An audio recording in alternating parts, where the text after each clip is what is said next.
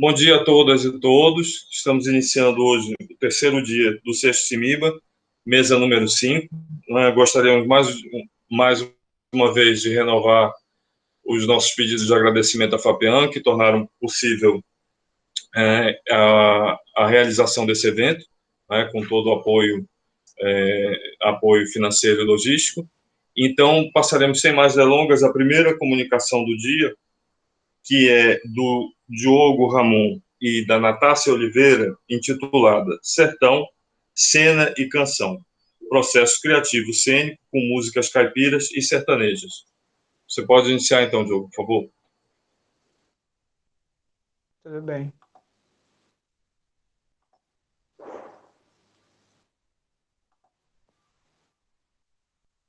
Só colocar aqui para aparecer a apresentação. Está aparecendo?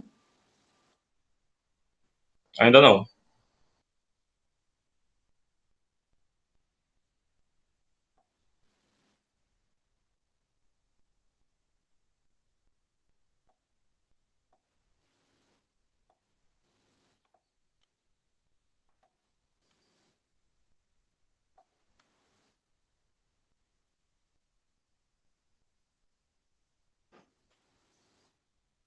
Apareceu? Sim, agora tudo bem. Tudo bem, bom dia a todos e a todas. Eu me chamo Diogo Ramon, sou ator e atualmente mestrando em Artes da Cena pela Universidade Federal de Goiás. E esse é um trabalho desenvolvido por mim e pela minha orientadora, Natácia Garcia, que é professora na, no próprio PPGAC, né, no Programa de Pós-Graduação em Artes da Cena, da Universidade Federal de Goiás, especificamente na Escola de Música e Artes Cênicas da UFG. O nome desse trabalho, o título específico desse trabalho aqui que a gente está apresentando é Sertão, Cena e Canção, processo criativo cênico com músicas caipira e sertaneja. Vamos lá. Eu inicio o trabalho trazendo esse trecho de uma canção que nós podemos dizer que seja uma canção caipira, mas ela também é uma canção sertaneja, que diz: e se vier fazer visita, aí que a gente gosta, roda de viola e uma boa prosa, em volta da fogueira então a gente mostra. Sei que sou caipira, mas vivo melhor morando aqui no mato. Eu acho que parou de apresentar, né? Sim, saiu do modo de apresentação aqui. Deixa eu colocar aqui outra vez, gente.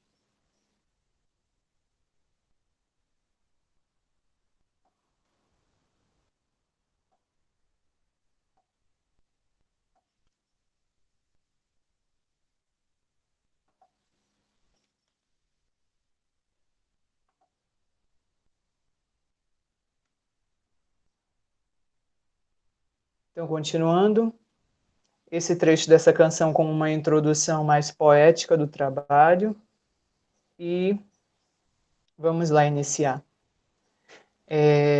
Esse trabalho especificamente, ele está dentro do projeto que eu venho realizando dentro do programa de pós-graduação como mestrando, que tem por título provisório, a gente não sabe se vai continuar até o final esse mesmo título, que é Sertão, Vida em Cena, em busca de um solo poético, caipira e sertanejo. Esse projeto em específico, ele trabalha nessas perspectivas e nesses lugares específicos que a gente apresenta aí, que é a cena, o sertão, os caipiras e sertanejos e respectivamente, a cultura caipira e sertaneja.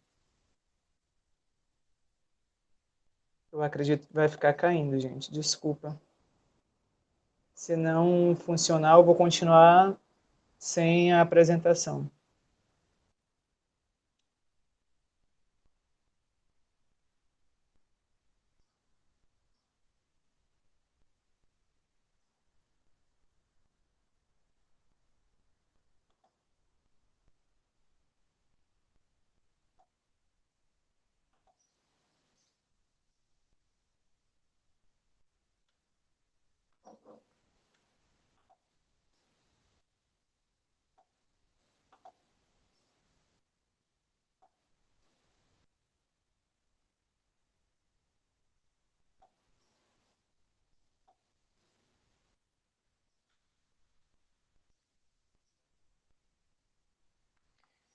Então, continuando, nessa perspectiva, a gente trabalha com alguns autores, como Darcy Ribeiro, Sérgio Buarque de Holanda e Antônio Cândido, que vão trazer essa perspectiva antropológica do que seria esse sertão, da ideia de sertão no Brasil e da ideia desses habitantes camponeses brasileiros que pertencem e que constituem esses lugares específicos chamados de sertão, que é o caipira, na perspectiva mais paulista, e o sertanejo numa perspectiva mais nordestina, mais centro-oestina, e que também chega, de certa forma, no norte e no sul do país.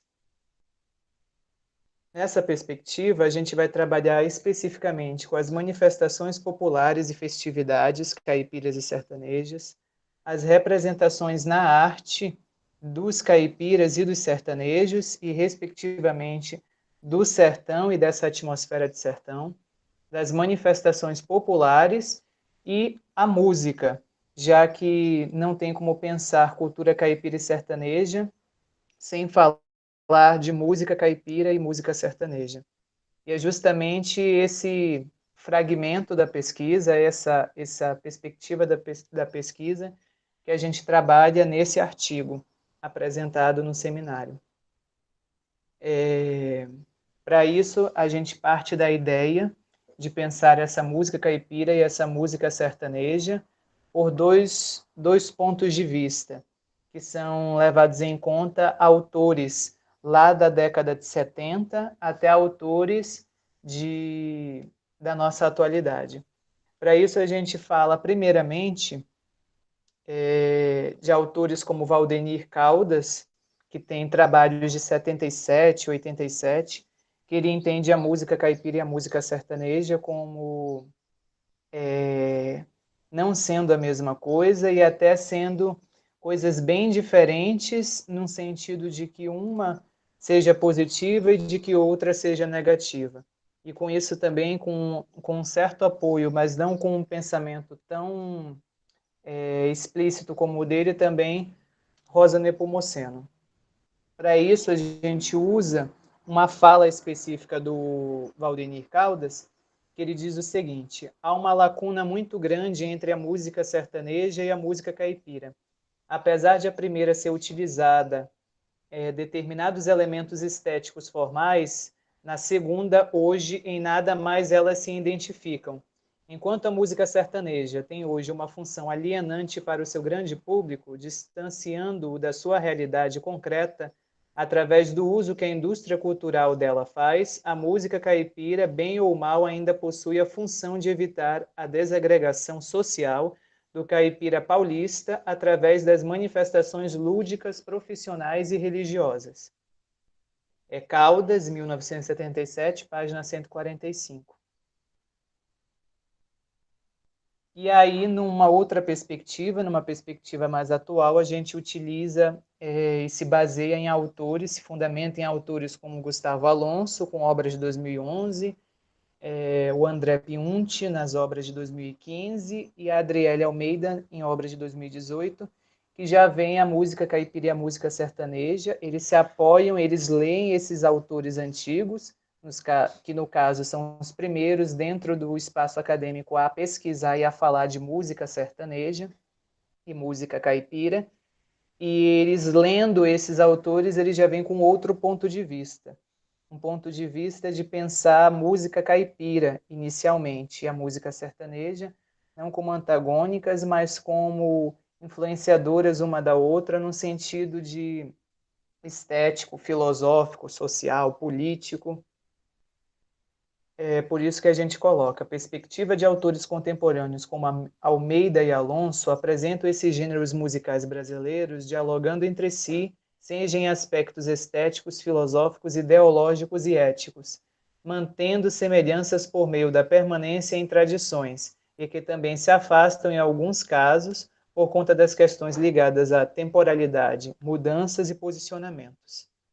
Para isso, como não está aparecendo aí, infelizmente, a apresentação, porque a internet está caindo, mas a gente coloca imagens de uma pessoa que conseguiu traçar esse momento do que a música caipira era e de quando ela começa a ser chamada de sertaneja, que é o Cornélio Pires, e a gente utiliza aqui a imagem de um filme do Cornélio Pires, que são os chamados primeiros filmes do Brasil, e que tinham como ambiente dramatúrgico, dramático, o próprio sertão e os sertanejos e os caipiras, que é o Vamos Passear.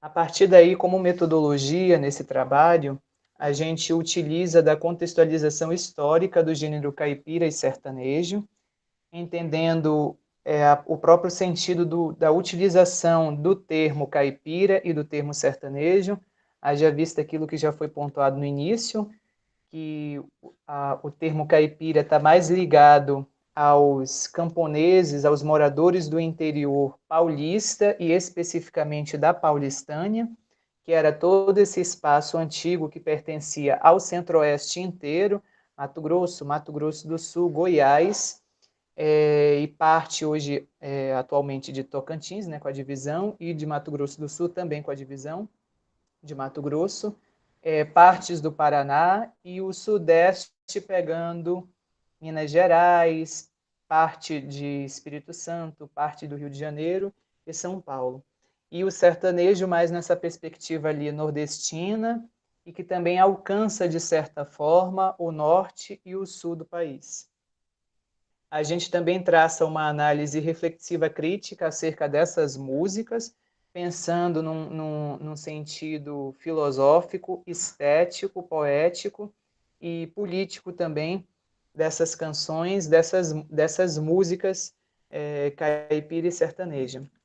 E a gente traça uma exposição das perspectivas de influência e colaboração da respectiva música num processo criativo artístico cênico. Esse processo criativo artístico cênico é o próprio projeto que vem sendo desenvolvido no mestrado. O projeto ele visa vivenciar aspectos da cultura caipira e sertaneja, dialogar com sujeitos que pertencem a essa cultura caipira e sertaneja e, a partir daí, propor algum produto cênico, uma criação cênica. A princípio, seria um espetáculo cênico. Como nós sabemos, estamos no meio de uma pandemia, fica complicado a produção de um espetáculo, tanto quanto a realização desse espetáculo. Por conta disso, a gente ainda está pensando alternativas de como produzir cenicamente e como expressar cenicamente essas vivências com essa cultura caipira e sertaneja. Por conta disso, dessas vivências com a cultura caipira e sertaneja, consequentemente vem a música caipira e sertaneja, que é o foco específico desse artigo, num processo artístico, cênico e investigativo que vem sendo realizado nessa pesquisa. E também, como metodologia, a gente traça uma colaboração de referências bibliográficas, como eu já citei os primeiros, né, no que diz respeito tanto ao entendimento de caipira e sertanejo, e depois o entendimento de música caipira e música sertaneja. De colaborações de referências fonográficas também, a utilização de canções que explicitam aí essa música que vem ocorrendo desde 29 até atualmente e como que a gente consegue perceber aí essas mudanças distintas desses gêneros, audiovisuais e teatrais, aos quais estrutura os apontamentos e as interpretações que são feitas no trabalho. Para isso, a gente utiliza de pensar nessa música caipira como uma manifestação popular, ainda no sentido dessa música numa perspectiva folclórica e de manifestação popular, e trazendo para o contexto da indústria cultural, já com as músicas sertanejas e a perspectiva atual de mercado fonográfico. Como justificativa para a realização desse trabalho, a gente entende que a música integra isso aqui num sentido macro, né? De música e teatro juntos. A gente entende que a música integra a encenação de diversas formas, colabora com a encenação, colabora nas artes cênicas de diversas formas. e com inúmeras dinâmicas, sempre intercruzando caminhos nos processos de criação e de montagem nas artes da cena. E por conta disso, num sentido micro, a gente entende, concluindo, que a música caipira e a música sertaneja podem interferir no conteúdo e na forma da criação estética, né, e poética desse produto cênico que a gente quer criar, delineando numa poética e numa estética as quais podem evidenciar possíveis clichês estilísticos.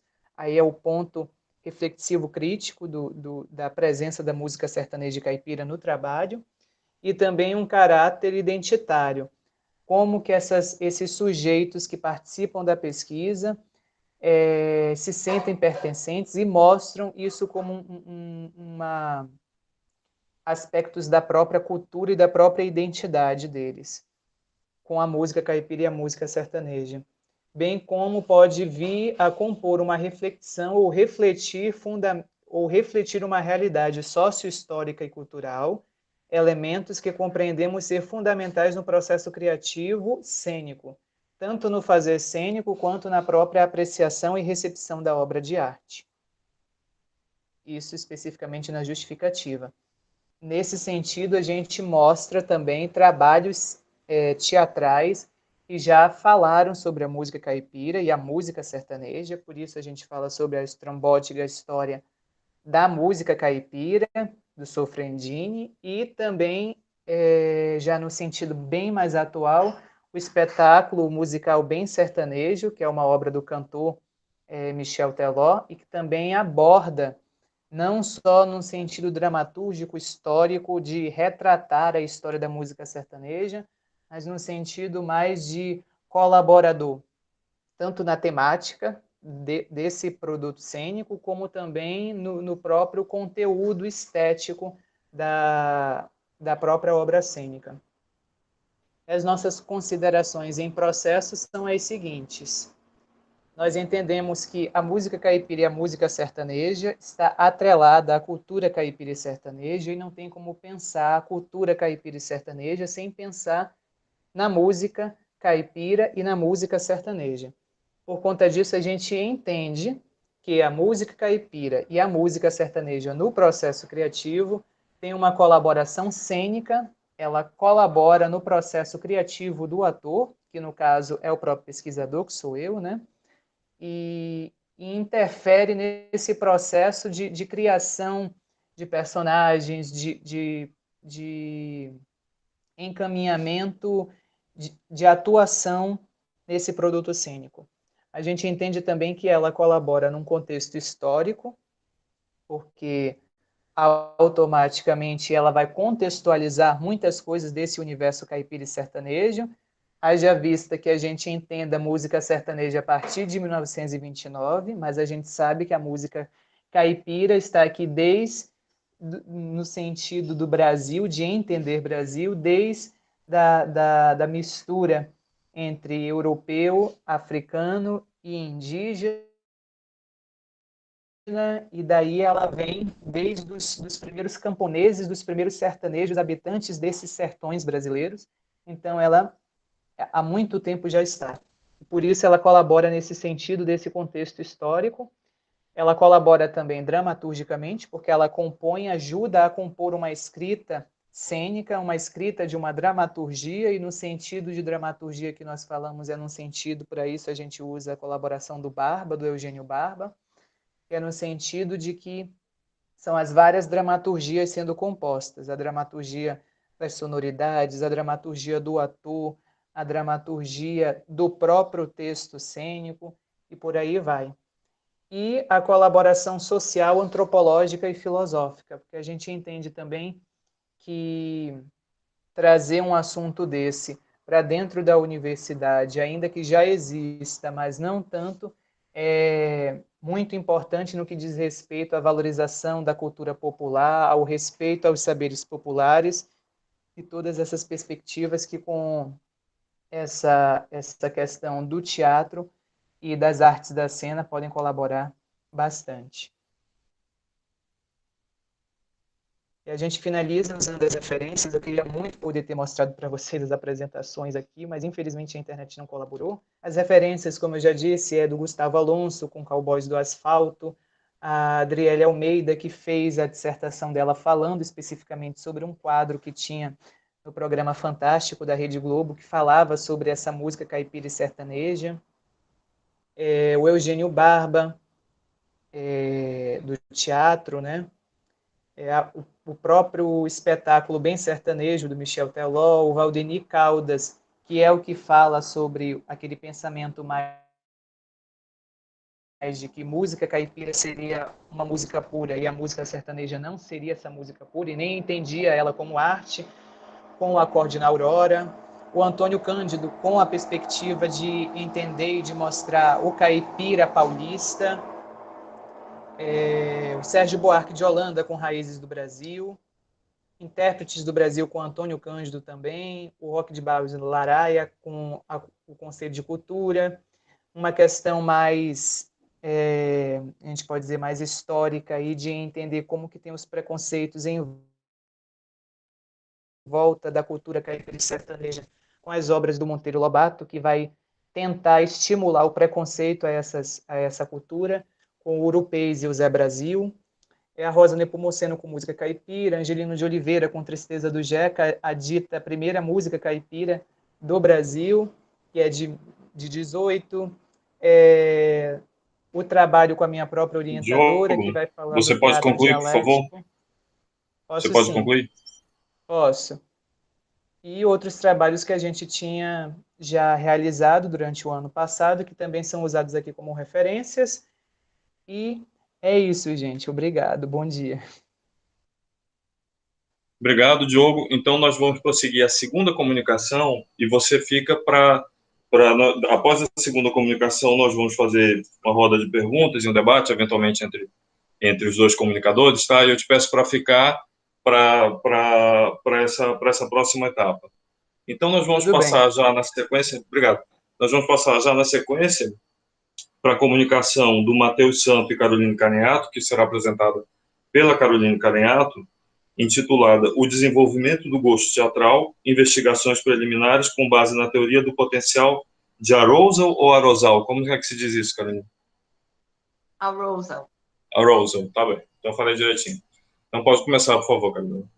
Tá bom, obrigada, Mari. Em primeiro lugar, desculpa a todo mundo, eu cheguei um pouquinho atrasada e eu estava na rua resolvendo umas pendências. Acabou, deu tudo errado hoje, mas enfim, no fim das contas, desculpa a correria, mas acho que estamos conseguindo chegar para apresentar. Deixa eu compartilhar a tela aqui com vocês. Pronto, já está bonitinho lá. Eu estou apresentando o trabalho do Matheus, então. O Matheus acabou de ter um problema de conexão em casa, ele que ia fazer a apresentação, então eu assumi, assim, meio que em cima da hora, meio que não, né? Bem em cima da hora para fazer a apresentação. Mas então, vamos lá, vamos tentar explicar um pouquinho o que é esse artigo que o Matheus desenvolveu. Esse trabalho dele é um recorte da dissertação de mestrado que ele defendeu agora há poucos meses, né? Esse trabalho foi escrito há bastante tempo, né, ainda no ano passado. Ele é um recorte que, quando o trabalho dele ainda não tinha chegado na parte da pesquisa de campo, então ele é uma revisão de literatura apenas, né, um recorte da revisão de literatura que o Matheus fez. O tema desse trabalho, então, é o desenvolvimento do gosto em teatro, né? O Matheus estava querendo entender por que as pessoas gostam de determinadas peças teatrais e por que elas não gostam. E mais do que isso, ele estava tentando entender como é que esse desenvolvimento do gosto se dá, né? Como é que as pessoas, porque as pessoas não gostam das mesmas coisas a vida inteira, né? Os gostos mudam ao longo da vida das pessoas. Ele estava querendo entender o que acontece ao longo desse processo de desenvolvimento. Então, o objetivo do Matheus era investigar como ocorre o desenvolvimento do gosto teatral, usando para isso uma teoria que é a chamada teoria do potencial de arousal, que a gente já vai discutir um pouquinho, que é uma teoria lá do campo da cognição. Então, as justificativas para a realização desse trabalho são as contribuições que ele pode trazer, né, para que a gente compreenda esse fenômeno da construção do gosto por espetáculos teatrais. A pesquisa do Matheus mostrou que existe muito pouco sendo discutido a esse respeito, né? Existem poucos trabalhos abordando a formação do gosto do espectador, né? Tem muito trabalho pensando a formação do espectador, né? Como que esse espectador se forma lá dentro da escola, como que a educação pode contribuir para essa formação, e etc, etc. Mas poucas pesquisas estão enfocando especificamente essa questão do gosto, como é que se forma o nosso gosto por espetáculos teatrais. Então, o Matheus queria trazer uma contribuição nesse sentido e também colaborar para o fortalecimento das bases científicas, né, para a prática de artistas, professores e pesquisadores dessa área teatral que, bem ou mal, né, estão lidando com formação do espectador, né, estão se relacionando com o público que gosta ou não gosta daquelas coisas que eles fazem enquanto artistas, né, ou que vai gostar ou não gostar daquelas coisas que, por exemplo, um professor propõe dentro de sala de aula e etc. Então, acredito que esse trabalho vai fornecer, né, esse trabalho do Matheus fornece bases científicas para a gente entender um pouco, né, bases científicas para todos esses agentes aí entenderem um pouco o que eles fazem na prática, né, seja enquanto professores ou seja enquanto artistas. Como eu falava, então, esse trabalho do Matheus, esse artigo que ele vai apresentar agora, é só uma revisão de literatura. O Matheus depois fez também um trabalho de investigação mais experimental, ele entrevistou uma série de participantes, analisou o que essas pessoas pensavam a respeito de uma série de espetáculos que ele propôs, mas, enfim, o que ele fez até esse momento do artigo aqui é um recorte da revisão de literatura da dissertação dele.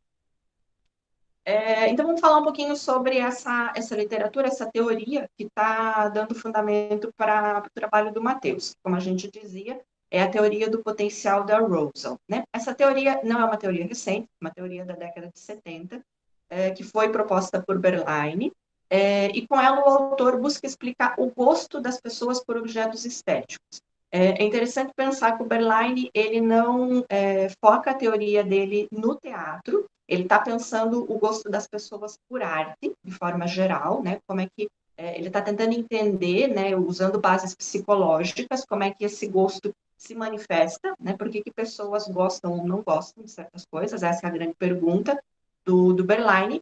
E ele está fazendo essa pergunta olhando para os objetos artísticos de forma mais geral. Então, ele é um psicólogo, né, o Bernard, ele não é alguém que está olhando especificamente para o gosto teatral. Aí a gente tem três autores do campo da música, né, o Hargreaves, North e Tarrant, que foram estudar, que foram tentar propor uma transposição desses estudos do Berline, né, para entender o desenvolvimento do gosto musical, mais especificamente, né. Berline está estudando gosto, então esses três autores agora pegam esses estudos do Berline para tentar entender o desenvolvimento do gosto, e mais especificamente do gosto teatral, né. Então, o Matheus foi beber lá nesses dois trabalhos, né, no trabalho original do Berline, e também nessa transposição que esses três autores fizeram do trabalho do Berline para o campo da música, e mais especificamente para o campo do desenvolvimento, né? O que essa teoria diz? Né? De quanto que com a teoria do potencial da Arousal, a resposta de gosto ou melhor, a resposta de gosto positiva, ela é construída a partir da junção dos aspectos de familiaridade e de complexidade em níveis intermediários que envolvem o objeto artístico para o apreciador. Não faz muito sentido, eu sei, por enquanto, vocês já vão entender o que essa teoria está dizendo. Tá? Esse slide explica um pouquinho para a gente entender um pouquinho o que é esse, digamos assim, esse enunciado da teoria, né? Vamos entender um pouquinho o que é potencial da Arousal. Arousal em inglês significa, a gente não tem uma tradução muito boa para isso em português, mas a gente pode traduzir de forma mais ou menos aproximada como excitação, arousal, né? Mas a gente não está falando de excitação sexual, a gente está falando de excitação de um modo geral, né? Então, quando a gente fala em potencial de arousal, a gente está falando em potencial de excitação.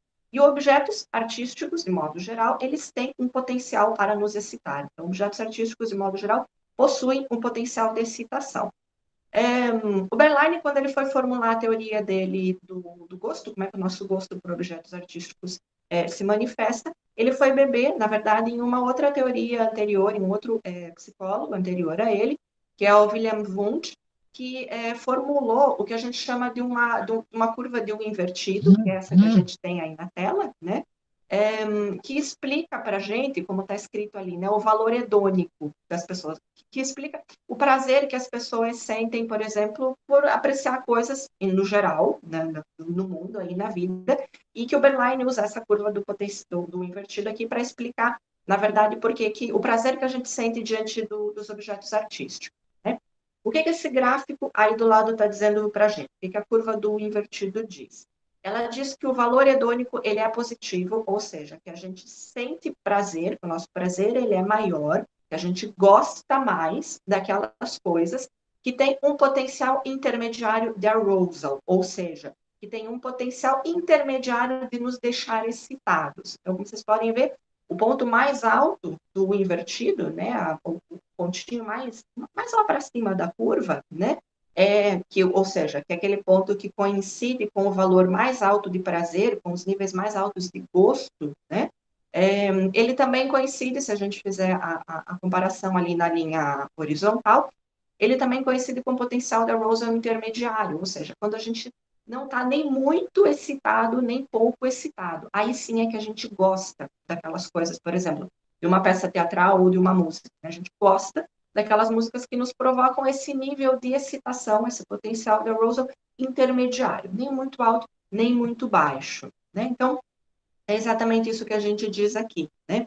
Que o excesso ou a escassez de familiaridade ou de complexidade, já volto a explicar essas duas coisas, eles não favorecem o gosto positivo pelas obras, né? É necessário, então, que essas duas coisas se encontrem em níveis intermediários. Então, voltando um pouquinho aqui na curva né, nessa questão do invertido, a gente também pode substituir aquela palavrinha ali, aquela frase, potencial de arousal, por duas outras palavras, familiaridade e complexidade, que elas podem ser entendidas também como equivalentes desse potencial de arousal, né?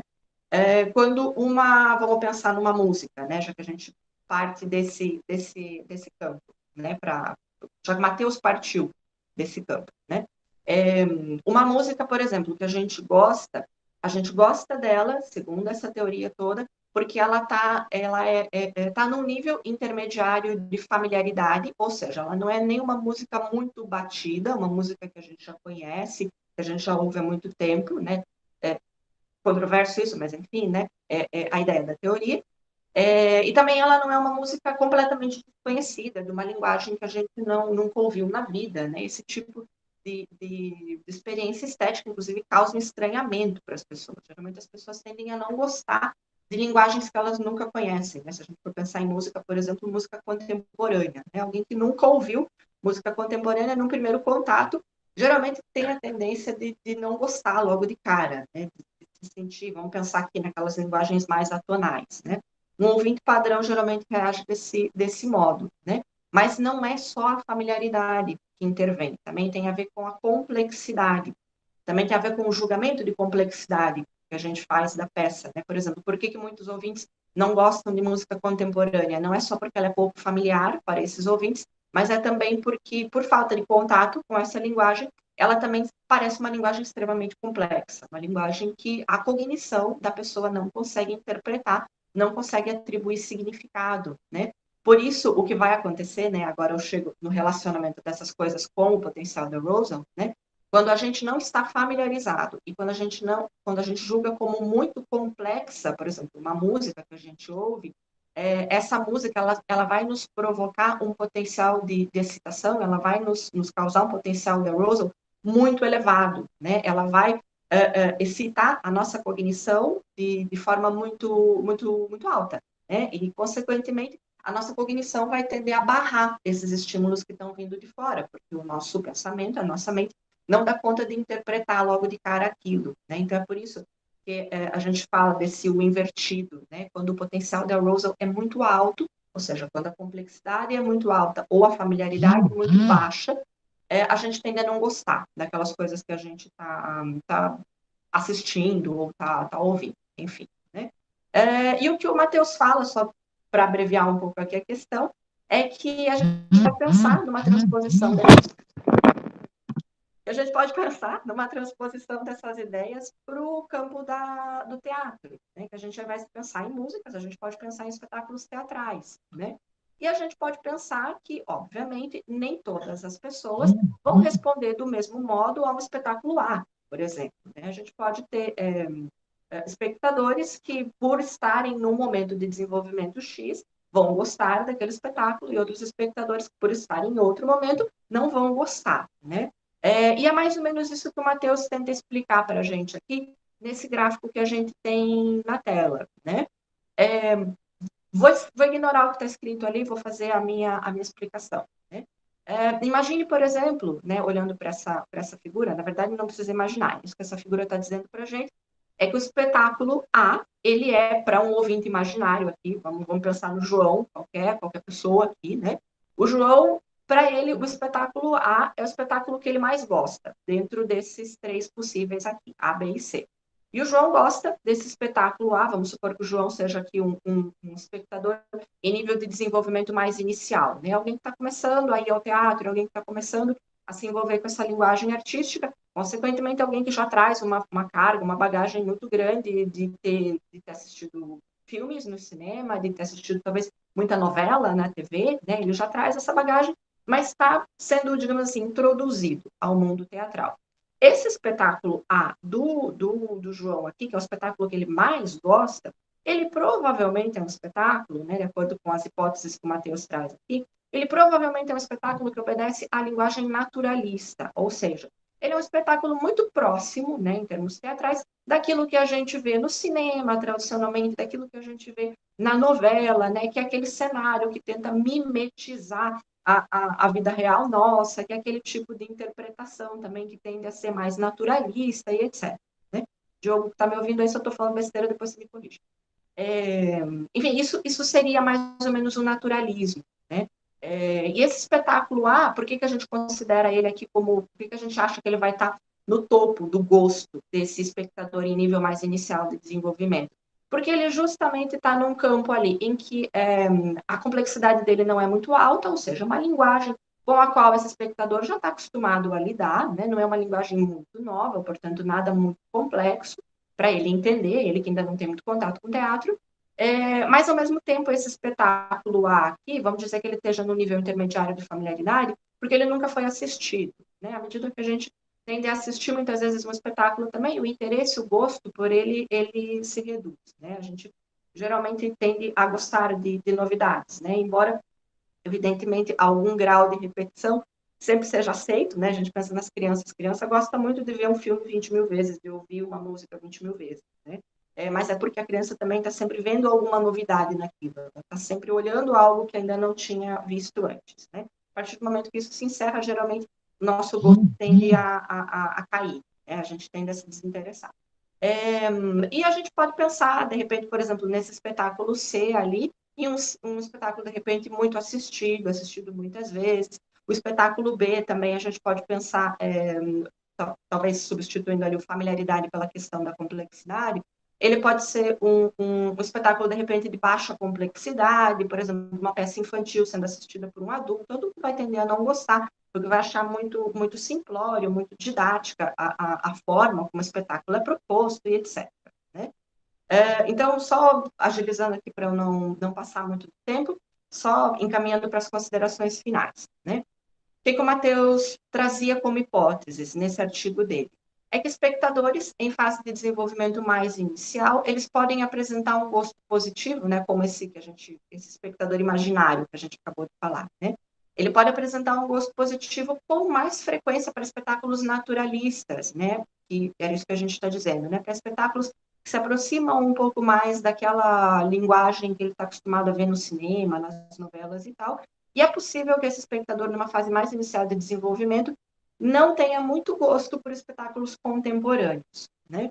Já espectadores em fase final de desenvolvimento, por exemplo, alguém que já estuda teatro, que frequenta, que faz teatro há mais tempo, né? Alguém que tem contato mais amplo com essa linguagem, pode ser uma pessoa que, de repente, vai apresentar gosto positivo por espetáculos contemporâneos, já o contrário, né? E menos por espetáculos naturalistas, que estão lá no nível de familiaridade talvez muito elevado, numa linguagem que, para alguém, por exemplo, que já está habituado à linguagem contemporânea, né, às complexidades da linguagem contemporânea, de repente, essa linguagem naturalista ela pode ser, né, pouco complexa para essa pessoa. Essa pessoa pode julgar ela ali, talvez, familiar demais também, né? Por isso, pode ser que ela não caia no gosto desse espectador em fase mais final do desenvolvimento.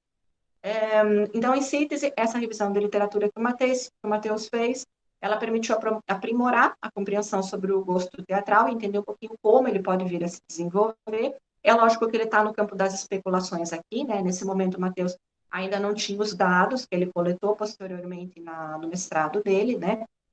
Depois a gente pode até conversar um pouquinho mais sobre esses dados. Esse estudo de revisão de literatura, então, fornece bases para uma análise dos dados empíricos, né, que esses dados que o Matheus coletou, na verdade, né, e novos estudos podem ser focados em analisar dados coletados para testar essas hipóteses. Na verdade, a gente já está num ponto em que o Matheus já tem esse novo estudo, digamos assim. O Matheus já coletou esses dados e já sabe dizer, nessa altura do campeonato, se essas hipóteses que ele trouxe aqui podem ser comprovadas ou não. Mas aí, se vocês quiserem saber mais, a gente conversa aqui no bate-papo. Então é isso, muito obrigada pela atenção de vocês. Obrigado, Caroline, obrigado também por se manter estritamente no tempo. Então, agora nós passamos para essa segunda etapa, né, das duas comunicações, que se alguém tiver questões, pode colocar, ou se vocês tiverem questões entre vocês, Caroline e Diogo também, ou contribuições, podem se manifestar. Eu só queria aproveitar a oportunidade. Caroline, vocês chegaram a, a utilizar ou a ver se caberia nessa pesquisa aquela teoria do Pierre Bourdieu da teoria do gosto, que aqui, né, que usam como construção do gosto também. Não sei se caberia aí também como contribuição. Mas, enfim, também quem quiser fazer perguntas, coloque pelo chat. E se vocês quiserem uma interlocução entre vocês dois, também podem se manifestar. Obrigada, Mário. Então, a gente chegou durante uma das bancas, agora eu lembro se a qualificação ou a defesa do Matheus, de fato, essa foi uma sugestão, trazer o Bourdieu para dentro do trabalho. A gente acabou não trazendo, porque a gente resolveu realmente focar nesse campo da psicologia, mais experimental, né? Inclusive, teriam várias outras teorias no campo da psicologia mesmo, para rebater isso que diz a teoria do Berline, né? Porque na minha leitura, ela é uma teoria que é incompleta, né? Ela não dá conta de explicar esse fenômeno todo. Aí é lógico que o Bourdieu também viria contribuir. A gente tem também outros autores no campo da estética que poderiam trazer contribuições, mas a gente resolveu até pela necessidade de delimitar um pouco essa revisão da literatura, a gente resolveu ficar só nesse campo da psicologia e da psicologia experimental mesmo, focando na teoria do Berline. Mas aí o Matheus, depois ele vai assistir a gravação, provavelmente, né? Então fica aí, ó, Matheus, de novo. Estão falando no Bourdieu. Então, acho que é um campo para continuar esse trabalho aí para o doutorado, de repente. Sim, eu acho que pode ser interessante, porque embora ele não seja primordialmente voltado para as nossas áreas, algumas coisas podem ser adaptadas, né? Inclusive quando você estava falando de repertório, né, da familiaridade que a pessoa tem com o repertório, não sei o quê, eu me lembro, eu li pouco dele, na verdade, né? O original mesmo li pouco, mas ele fala muito de como se impõe uma marca, né? Como é que você vai criando um conceito, uma marca, como é que você vai fomentando isso. Isso também pode ser transposto para as nossas áreas, né? Talvez fosse interessante, como complementação, não que ele fosse sair da linha que ele está, né, que ele tá desenvolvendo, mas uma complementação interessante. Eu não vejo nenhuma pergunta aqui, o pessoal está tímido, né? Eu posso fazer uma pergunta para o Diogo também. Sim, faça, por favor. Tá bom. Só antes, mas de fato, Mário, boa observação essa que você fez, né? E uma das críticas que essa teoria do Berline recebe é justamente isso, né? Que ela tira a questão do gosto de um contexto, né? Ela entende a mente humana como se ela fosse fora de um contexto. E a gente sabe que existem, por exemplo, relações sociais que vão determinar o que a gente gosta ou não gosta, né? Por exemplo, pegando um gancho com o que o Diogo falou, né? A gente sabe, por exemplo, que são as relações, por exemplo, pensando em gosto no adolescente, né? São as relações do grupo social no qual o adolescente vive que vão determinar o gosto daquela pessoa, né? Então, o menino que frequenta o grupo dos metaleiros que se veste preto jamais vai dizer que gosta de sertanejo universitário, né? Ele seria banido do grupo. Então, a gente também não pode isolar esse fenômeno, né?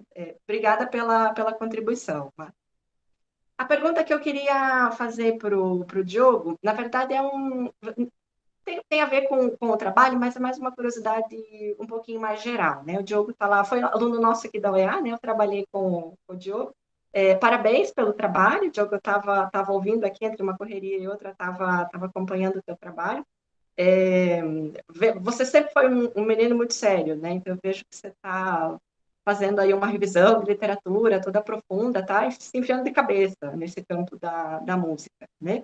E eu tenho uma curiosidade para te perguntar, que é uma coisa que eu já tenho acompanhado, o Matheus não é o primeiro aluno que eu acompanhei aqui no PPGLA, né? Teve o Fábio antes, eu já tenho acompanhado alguns alunos que saíram do curso de teatro e que acabam fazendo, né, por estarem sob minha orientação, acabam fazendo muitas relações entre teatro e música.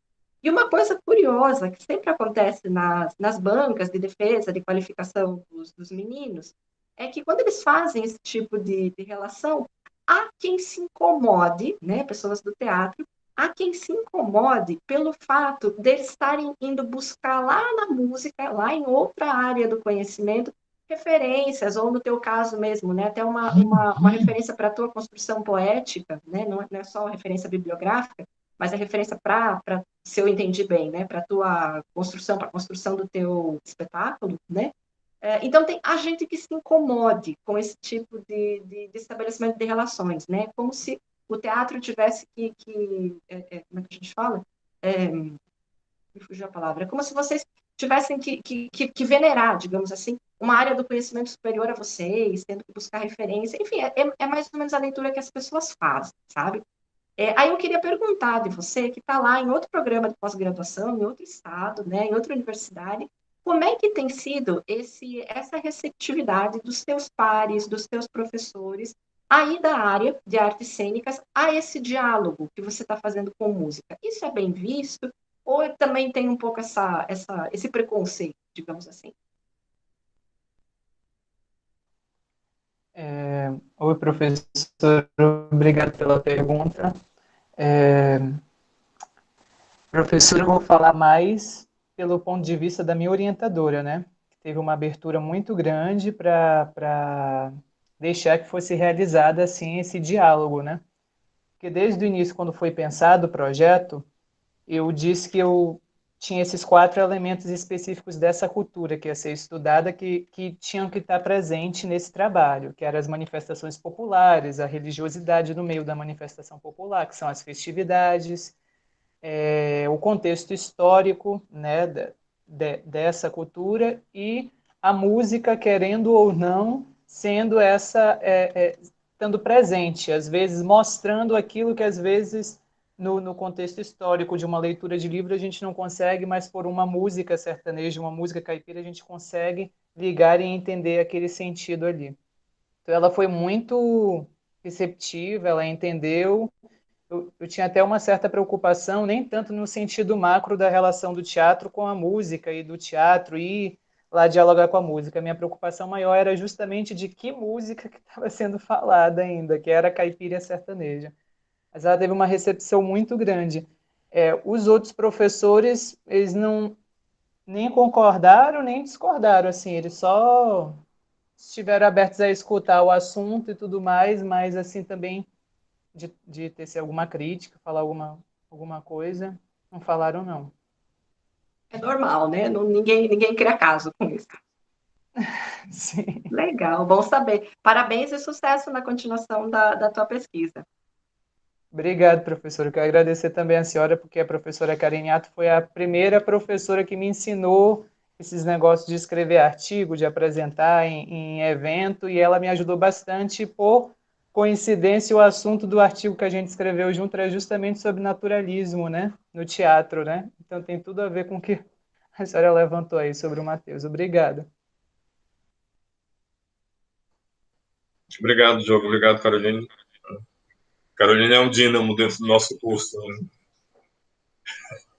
Olha a tua responsabilidade, Caroline. Caroline, então, você poderia apresentar agora a próxima? A Chayane não vem, não é? Isso, a Chayane não vai vir, então a Chayane já não era surpresa, a Chayane já estava combinado aqui que eu que ia fazer a apresentação dela. A Chayane entrou de licença maternidade essa semana, agora, na segunda-feira, então eu vou fazer.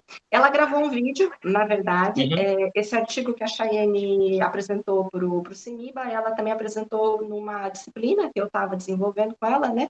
Então, ela gravou um vídeo para a disciplina e já ficou o vídeo, a gente já vai aproveitar, então, para fazer aqui.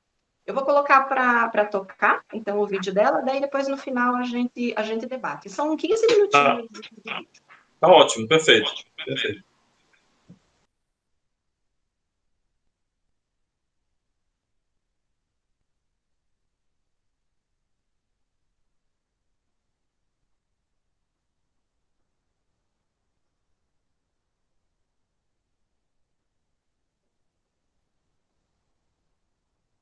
Aline Pires, mestranda do PPGL-UEA e orientanda da professora doutora Caroline Carinhato. Eu vou apresentar um trabalho de revisão de literatura desenvolvido para a disciplina Cognição Musical, que tem como título Compreendendo a Memória Musical e suas contribuições para a prática da dança.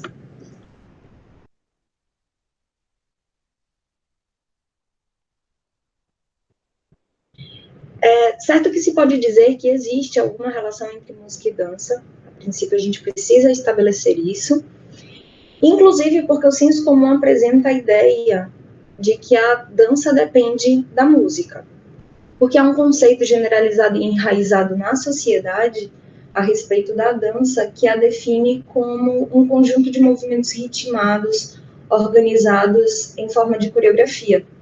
E para ter essa coreografia, é preciso de música.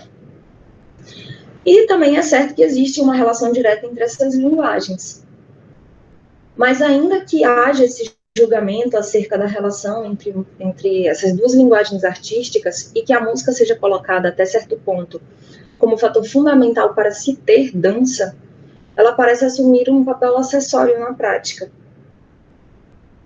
Isso porque ainda ela é muito usada como plano de fundo.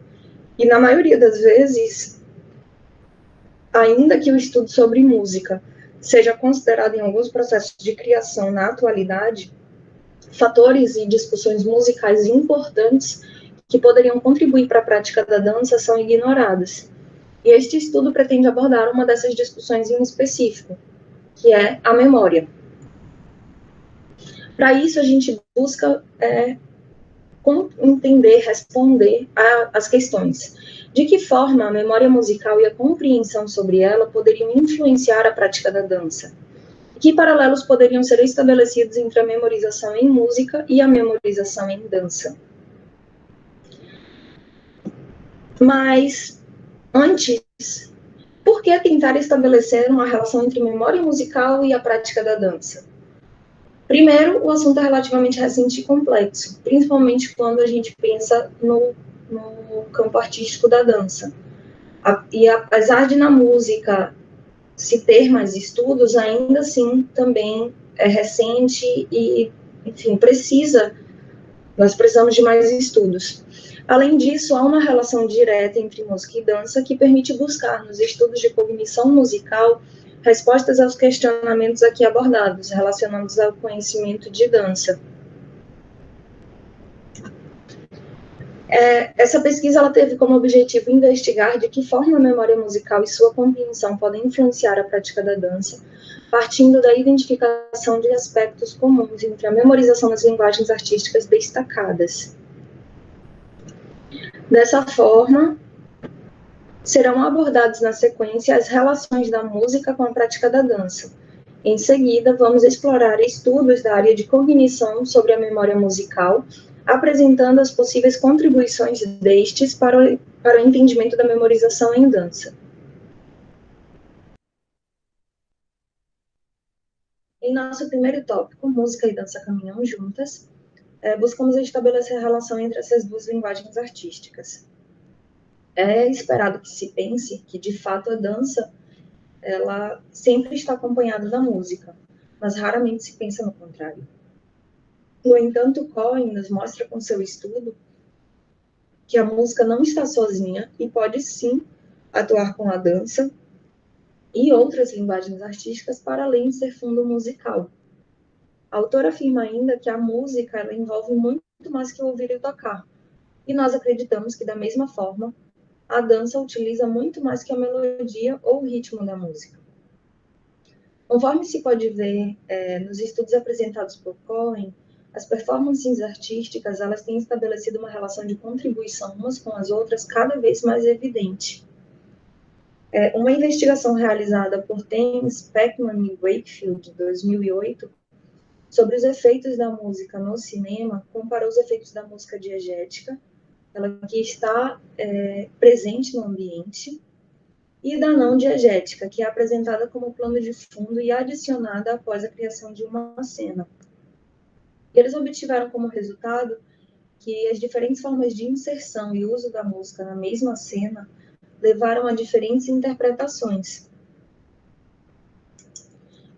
em relação às emoções dos personagens, a relação entre eles e a intenção referente ao humor da cena. É possível observar esse mesmo efeito na prática da dança, quando uma sequência coreográfica que é criada e dançada sem um acompanhamento musical e tem esse elemento acrescentado posteriormente. Normalmente, ele não apresenta os mesmos aspectos expressivos que uma coreografia que é criada e apresentada junto à música. Ainda seguindo essa linha de pesquisa, Wakefield e Speckman, 2017, realizaram um outro estudo, considerando esses mesmos conceitos de música diegética e não diegética, mas acrescentaram à investigação as questões de alteração de volume e timbre na trilha sonora de uma cena, e eles concluíram que estes elementos também interferem na percepção dos espectadores da mesma forma que no estudo anterior. E isto nos sugere que pequenas alterações na música influenciam na percepção do público tanto quanto a performance dos artistas e outros elementos relacionados à cena, que são importantes, né, como o roteiro, figurino e demais aspectos que são utilizados nas apresentações.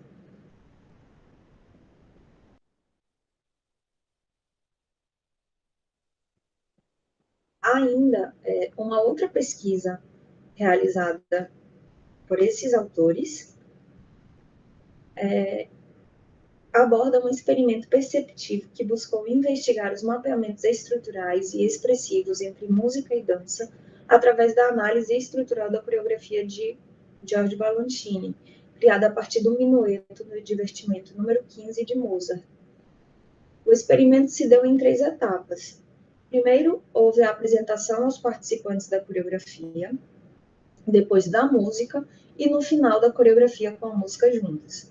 Os participantes foram solicitados a indicar os finais e os inícios de sessões, as ideias expressas em cada uma das gravações e ainda os pontos de tensão e de emoção, tanto da dança quanto da música, em separado e juntas. Os resultados mostraram que há grandes semelhanças estruturais entre as produções, mesmo quando elas foram apresentadas separadamente. Isto revela a evidência de diversos elementos que permitem um mapeamento sincronizado entre música e dança, sugerindo que há a possibilidade de se criar um esquema geral de organização que opere nas 2 linguagens em conjunto. Revela ainda a importância do conhecimento da estrutura da música por parte dos bailarinos. Isso estabelece uma relação muito direta que, ao meu ver, ultrapassa a ideia que a gente tem quando pensa na relação música e dança, de modo geral, em que a música serve como plano de fundo para a dança, né? É preciso muito mais que o conhecimento da melodia, do ritmo, por parte dos bailarinos. O que eu estou querendo dizer é que o conhecimento da música ele pode contribuir para uma melhor prática, uma melhor performance da dança, na dança. Em nosso segundo tópico, nós trazemos as contribuições da cognição e memória musical para a dança. Antes da gente estabelecer essas contribuições, né, pode-se dizer que a cognição musical ela trata da compreensão dos aspectos psicológicos e fisiológicos que permitem e permeiam as experiências musicais. Conforme Hilary, 2010, essa área do conhecimento busca compreender os processos mentais que sustentam os comportamentos musicais, como a percepção, a memória, a atenção, compreensão e outros aspectos. Como na dança ainda não há pesquisas desenvolvidas acerca da cognição, faremos uso dos estudos de cognição musical para tentar entender como se dá a memorização na dança. E a gente traz o estudo de Chaffin, Demos e Logan, em que abordam um estudo sobre encadeamento associativo, os tipos de memória utilizados por músicos e a memória endereçada, a fim de explicar como músicos experientes memorizam. Os autores apontam que músicos experientes constroem e utilizam uma espécie de mapa mental da peça enquanto eles tocam, que lhes permite acompanhar onde estão à medida em que o ato de tocar se desenvolve, possibilitando que se recuperem de um esquecimento durante a performance sem a necessidade de retomar do início. Isso se trata da memória endereçada.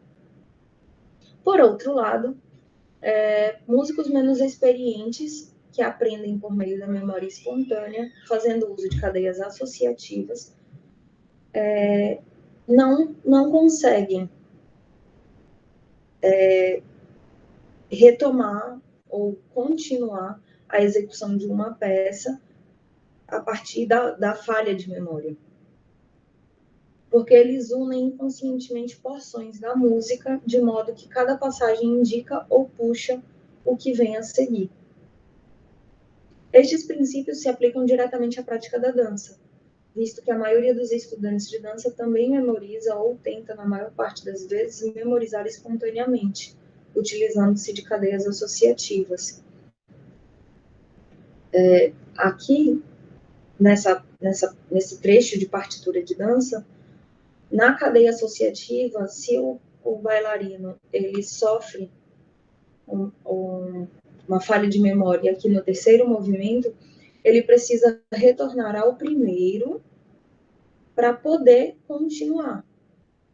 Já a partir da memória endereçada, se ele sofre a falha de memória no terceiro movimento, ele é capaz de ir para o seguinte e continuar a execução da sequência sem a necessidade de retornar ao primeiro.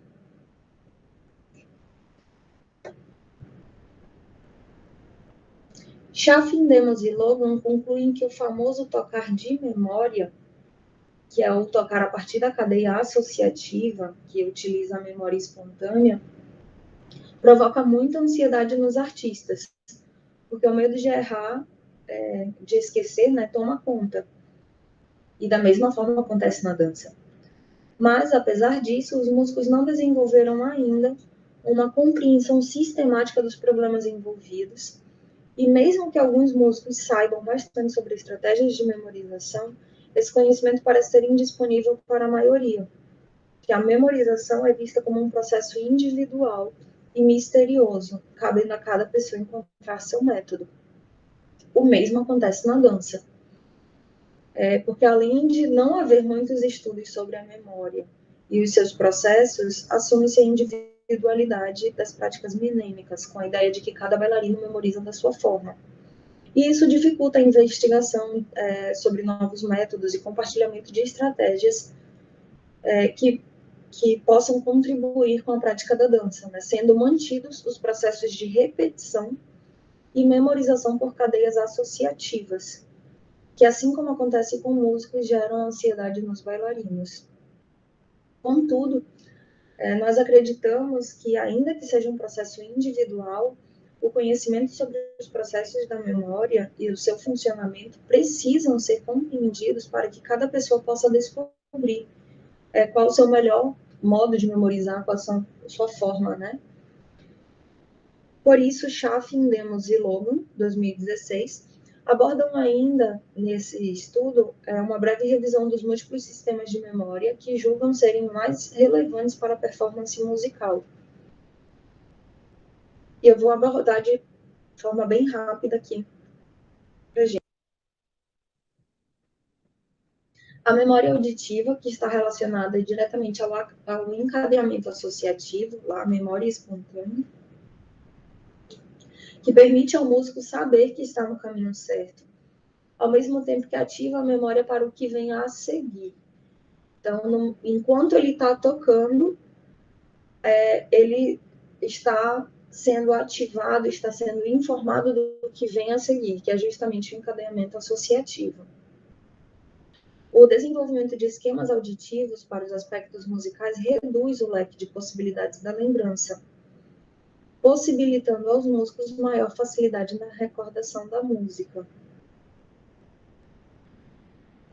E isto sugere que a compreensão musical interfere quase que diretamente na capacidade de memorização, porque a compreensão auditiva leva os músicos a considerarem como aceitável para a continuação de uma melodia memorizada apenas um número restrito de possibilidades das combinações de notas.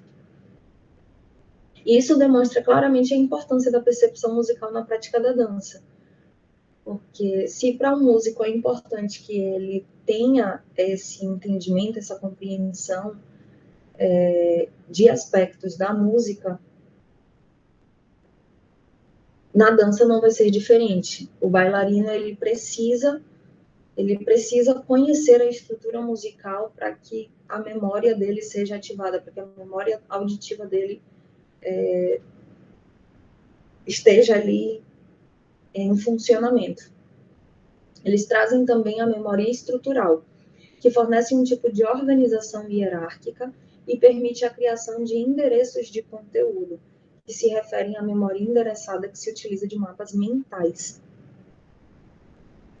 Dessa forma, é possível dizer que a dança também se utiliza da memória estrutural, visto que é possível memorizar uma sequência coreográfica a partir da estruturação de um mapa coreográfico mental, fazendo uso da análise do movimento e da estruturação do movimento ligado ao que vem antes e depois, proporcionando maior facilidade de memorização e recuperação da lembrança.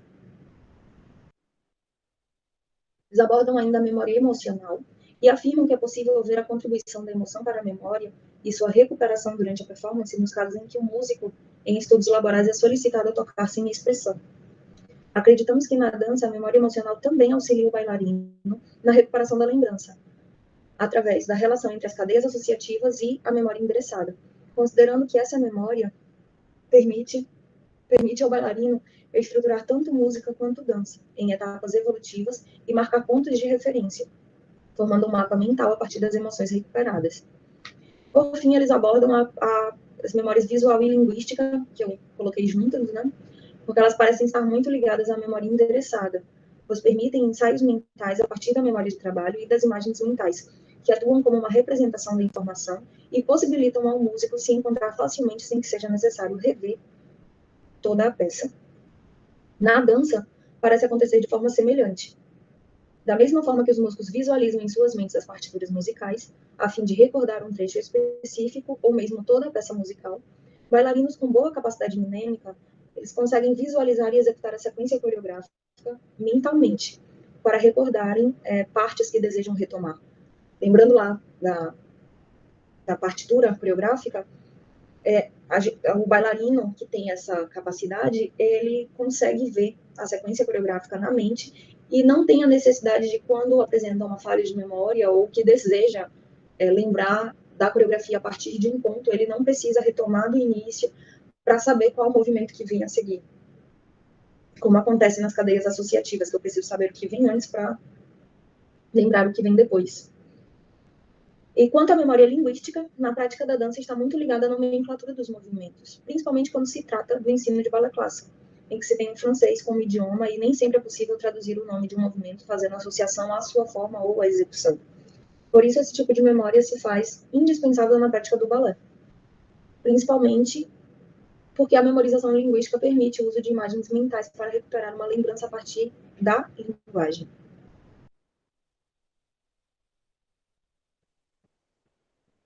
Com isso, entendemos que a compreensão dos aspectos musicais para além do tempo e ritmo da música permite ao bailarino uma melhor prestação mnemônica, visto que ele será capaz de memorizar não apenas por cadeias associativas relativas ao movimento, mas também e principalmente por meio de memória endereçada relacionada à música. Ainda vimos que a utilização da música desde a criação de sequências coreográficas, desde a criação das sequências, favorece a performance do bailarino. Isto porque, além de proporcionar uma relação mais clara entre música e dança, permite que mapas mentais sejam formados a partir da estrutura coreográfica associada à estrutura da música. E quando observamos mais de perto alguns dos tipos de memória e suas atuações no campo da música, também podemos perceber uma proximidade destes com a prática e a memorização da dança, uma vez que a dança é frequentemente executada com música, e a associação dos processos desenvolvidos nas duas linguagens favorece uma melhor prestação mnemônica, bem como um aperfeiçoamento da performance do bailarino. Concluímos, portanto, que os estudos de cognição musical podem contribuir com o desenvolvimento de pesquisas na área da dança, visto que, para esta linguagem artística, apresentamos então nossas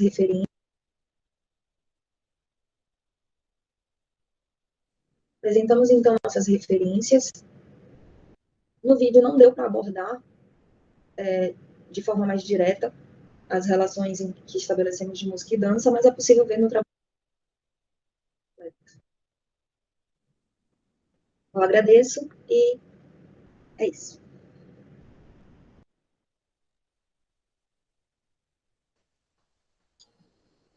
Obrigado, Caroline, pela apresentação do vídeo da Chayenne. Você quer fazer alguns comentários, Caroline, sobre o vídeo, sobre o conteúdo? Não, eu acredito que não. Só se alguém quiser perguntar alguma coisa, debater alguma coisa, a gente conversa. Não, eu não tenho debate, eu tenho só uma observação que é interna agora, não é do vídeo, né? Que eu acho que há pouca interação nas artes entre dança e música. E todas as tentativas que eu tive de fazer alguma coisa acabaram não se concretizando, né? Por uma série de falhas de organização mesmo, né?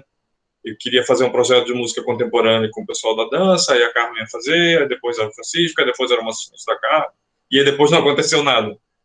A gente não tem É pena, né? Porque são duas artes irmãs mesmo, e que a gente podia aprender muito uns com os outros, mas não temos muita essa interação. Sim, e mesmo os professores, né? A Chayenne, por exemplo, foi uma feliz coincidência, né? A Chayenne eu conheci na única vez em que eu ministrei a disciplina de Psicologia da Educação para o curso da dança. Então, se a gente também tivesse mais esse diálogo, né? Se eles viessem para as nossas disciplinas, se os nossos alunos também fossem para as disciplinas de lá, eu acredito que a gente conseguiria estabelecer mais esse diálogo, né? E tem gente muito boa na dança que pode dialogar, gente muito competente que pode fazer esse tipo de trabalho, né? Com certeza. Sim, não, eu acredito, né? E assim, eu acho que também nós poderíamos apresentar muita coisa do repertório para os alunos de dança, né? Sobretudo o repertório mais contemporâneo, o repertório brasileiro, né? A minha ideia era essa, era fazer um programa com música contemporânea brasileira para cravo e com o pessoal da dança, né? E aí teve umas tratativas e não sei o que, e depois, com 3 pessoas distintas, o negócio não andou, né? Quem sabe mais para frente. Bem, então, se ninguém tem mais nenhuma consideração e não há perguntas, a última comunicação, as pessoas não vieram, que era o Darwin Valdez e o Otávio Rios. Então, penso que nós podemos encerrar a mesa e nos reencontramos à tarde. Tá certo? Obrigado, então, a todos. Mais uma vez, agradecimentos à FAPEAM, por ter tornado o congresso possível. E nos vemos, então, hoje às 3 da tarde. É isso, né, Carolina? Às 3 que começa a outra sessão da educação musical, da iconografia. Isso, às 3 horas a gente tem a mesa de iconografia e às 18 também a webconferência, que também é sobre iconografia. Então, hoje o dia Ótimo. é para relacionar música com artes visuais. Ótimo, perfeito. Então, eu estou lá antes porque eu vou moderar também. Então, até muito breve. Bom almoço a todas e todos e até já, então, pessoal. Até, tchau, tchau.